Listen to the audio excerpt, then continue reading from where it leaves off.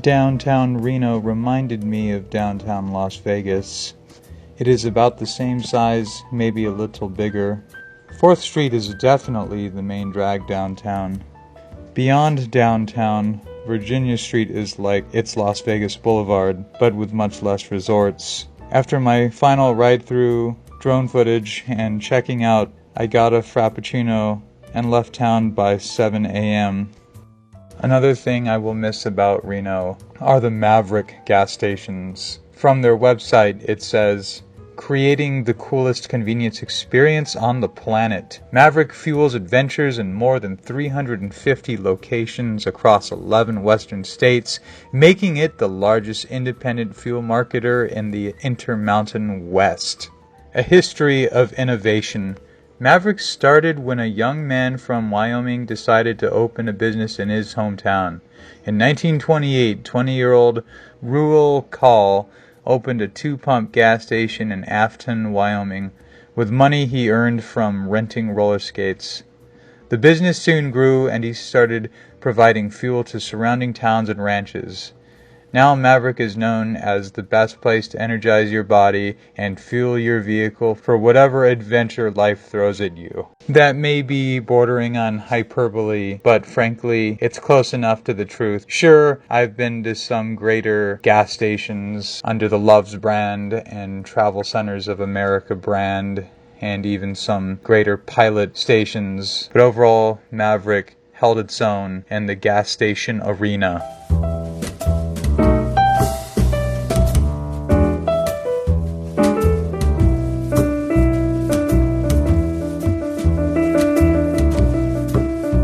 And let me throw a little bit of Rowley's history at you. From their website, they dubbed themselves a family store where innovation is tradition.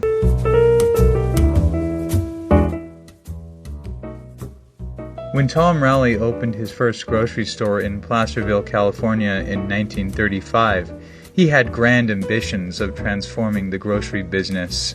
With a zeal for improvement, Tom set about reshaping the way customers shop for food. His innovations, from opening the nation's first self-service meat counter to housing a grocery store and a pharmacy under one roof, were always done with an eye toward making life easier for customers. From Tom's vision and hard work grew a family of stores now operating across Northern California and Nevada.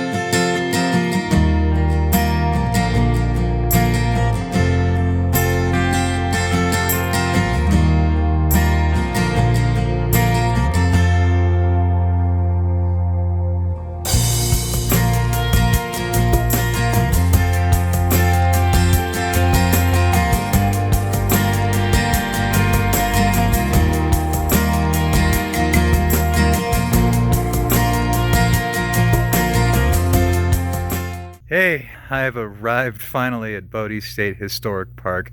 I've been wanting to go here for years. This is going to be pretty cool. But I have to say, man, that last 3 miles of the drive up here was an unexpected bitch of a rocky road. Otherwise than that, let's have a good time.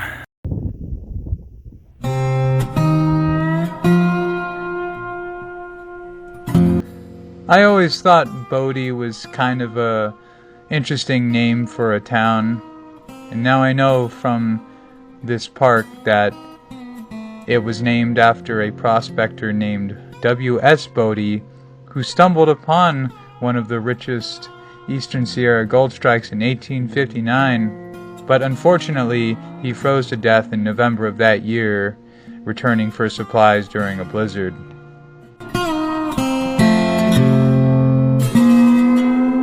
I have wanted to go to Bodhi ever since I discovered a book of ghost towns in my grandparents' house. The book featured Bodhi on its cover, and Bodhi was perhaps the most prominently presented ghost town in this particular book. And it's kind of cool when I look at the footage I got with my drone. I have flashbacks to the book.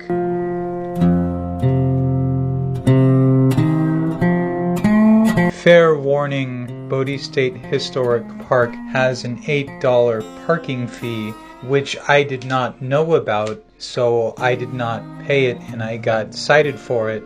However, they only take cash or check. They don't have an ATM set up, so I will be contesting the citation due to the fact that I was not prepared with cash or check.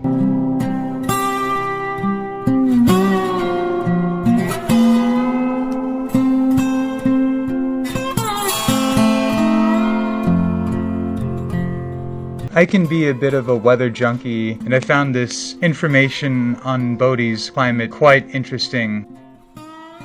Bodhi is a rare example of the dry summer subarctic climate, with warm summers and long snowy winters.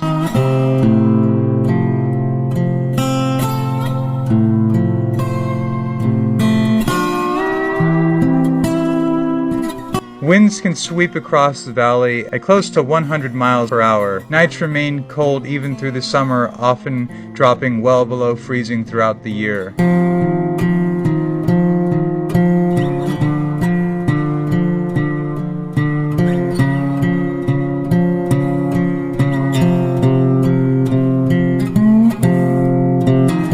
With an average of 303 nights below freezing per year, Bodhi rivals Barrow, Alaska's 315, and no month has ever been completely frost-free.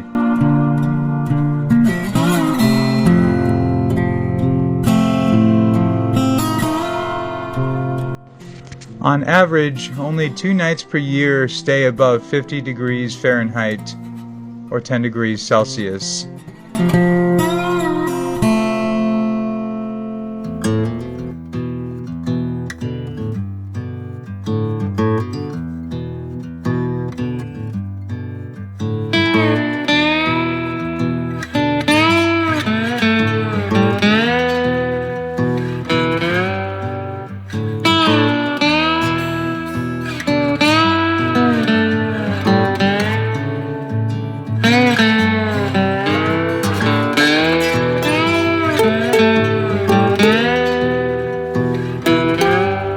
Mono Lake back there, baby.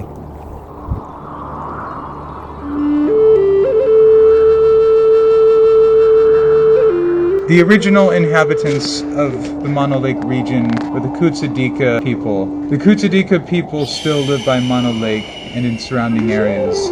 They have maintained traditional practices including harvesting kutsavi and pinyon pine nuts, as well as traveling the long-established trade routes.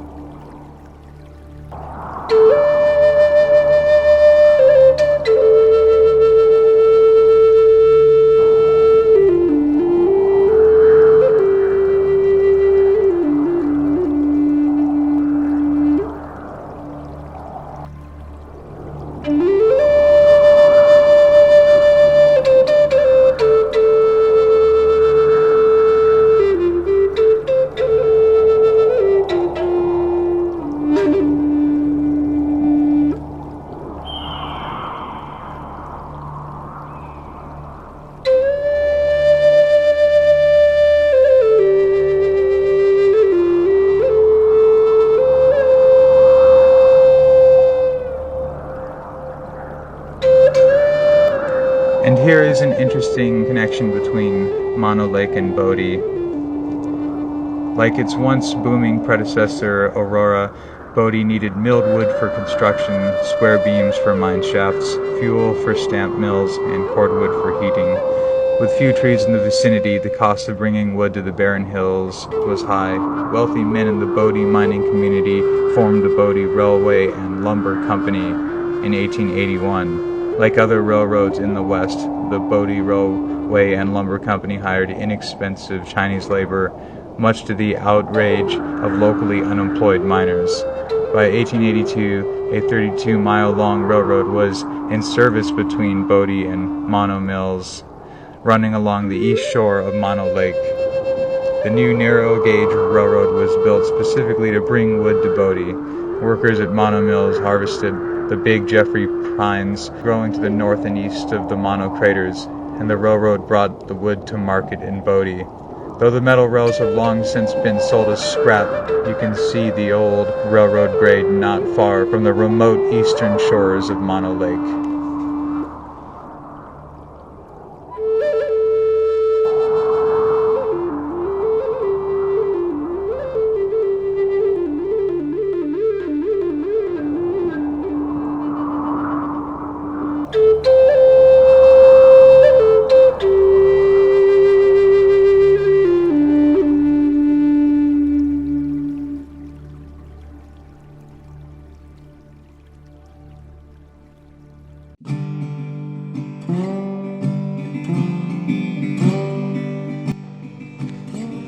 Bishop, California was named one of the healthiest small towns in America and one of the 25 best towns of 2017. Bishop is a small city in the spectacular Eastern Sierra region of California. The Eastern Sierra region is about the middle of the state along its eastern border with Nevada and about halfway between Yosemite and Death Valley National Parks. Bishop, originally called Bishop Creek, is located on the eastern slopes of the Sierra Nevada along the banks of the creek that is its namesake. Bishop sits at an elevation of about 4,100 feet, while just a few miles in either direction peaks tower to 14,000 feet, giving Bishop a truly spectacular setting. The city of Bishop is slightly less than 2 square miles. Although it is a small city, Bishop and its surrounding area is the primary commercial and population hub in the region and the only incorporated city in Inyo County. Primary industries include tourism and recreation, government and related support services.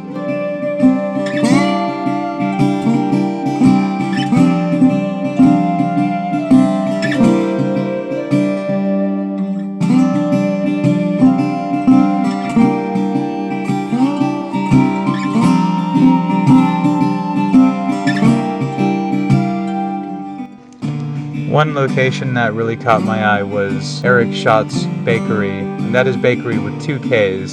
They have trademarked the original sheepherder bread in 1938. They were introduced to the Owens Valley during the California Gold Rush by immigrant Basque sheepherders who missed the bread of their homeland.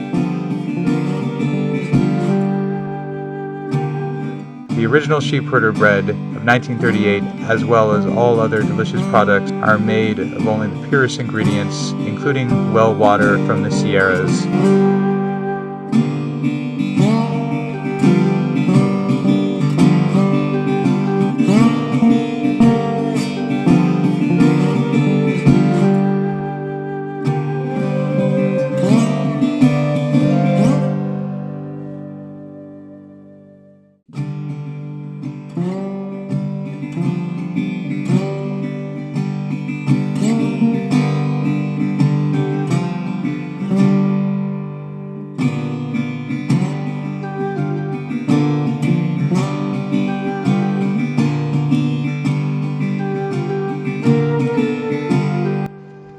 The town of Lone Pine is named after the lonely pine tree that was found at the mouth of Lone Pine Canyon. The town was founded during the 1860s to provide supplies to the local gold and silver mining communities and later to farmers and ranchers. The pine tree has long since vanished, destroyed in flood.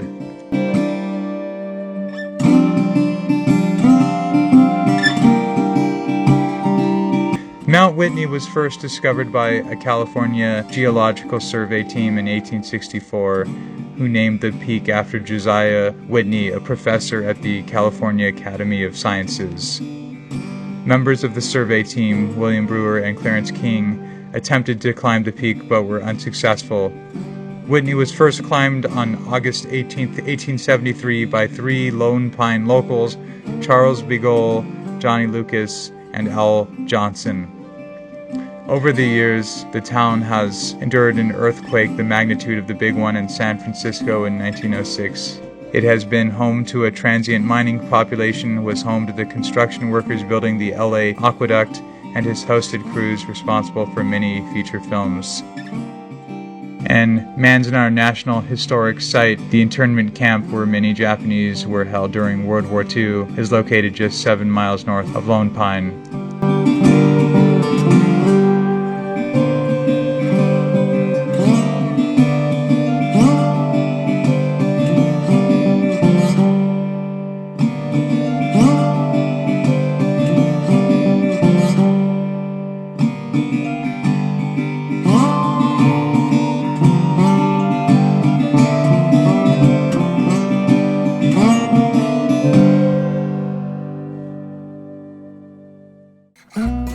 I first got the idea to visit Bass Pro Shops when I watched a YouTube video, which made it look very interesting, but I really had no idea. I also had noticed a number of influencers wearing Bass Pro Shops hats.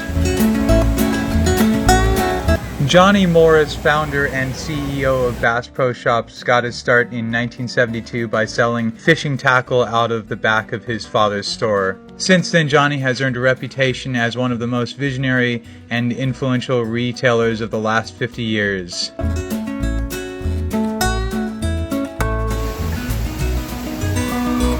At age 21, Johnny fell in love with the emerging sport of bass fishing and spent 5 years on the professional circuit.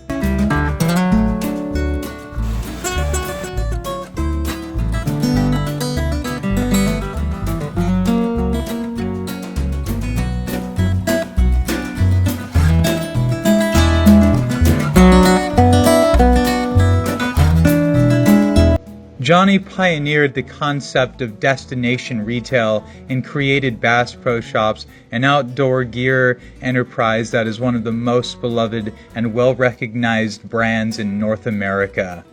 Today, Bass Pro Shops has nearly 200 retail stores and marine centers across North America, and outfitters welcome more than 200 million visitors annually. Bass Pro Shops locations are more than just stores. They are true destination experiences that draw tourists and visitors from across the country. Today, Bass Pro Shops stores are the #1 tourist destinations in 3 states, including its flagship Granddaddy store in Springfield, Missouri, that welcomes more than 4 million visitors annually, and is in the top 5 tourist destinations in 9 states.